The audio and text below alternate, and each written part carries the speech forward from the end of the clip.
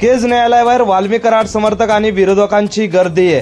बीड जिल्ह्यातल्या केज तालुक्यातील मसाजोगचे सरपंच संतोष देशमुख यांचं अपहरण करून त्यांची हत्या करण्यात आली होती। या प्रकरणात वाल्मी कराड यांच्यावर देखील आरोप करण्यात आले होते, मात्र तो फरार होता। अखेर या घटनेच्या 22 दिवसानंतर तो शरण आलाय। त्याने पुण्यात सीआयडी समोर शरणागती पत्करली आहे। त्यानंतर आता वाल्मी कराड याला घेऊन सीआयडीचं पथक केजमध्ये दाखल होत आहे। आज रात्री उशिरा या प्रकरणावर केजच्या न्यायालयात सुनावणी होणार आहे। मात्र त्यापूर्वी मोठी बातमी समोर येते, ती म्हणजे वाल्मी कराड याचे समर्थक आणि विरोधकांनी केज कोर्टाच्या परिसरामध्ये मोठी गर्दी केली आहे। सीआयडीचं पथक वाल्मी कराडला घेऊन केजमध्ये दाखल होत आहे असून या प्रकरणात आजच सुनावणी होणार आहे।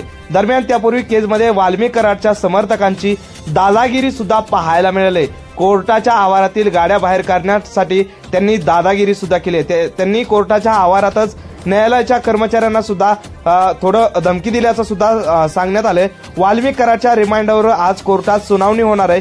सीआयडी कडून केज कोर्टात याबाबत शिफारस करण्यात आली होती। वाल्मी कराडच्या रिमांडवर रात्री कोर्टात सुनावणी व्हावी अशी मागणी सीआयडी कडून करण्यात आली होती।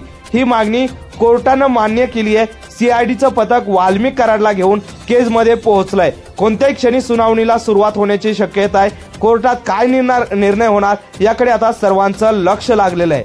या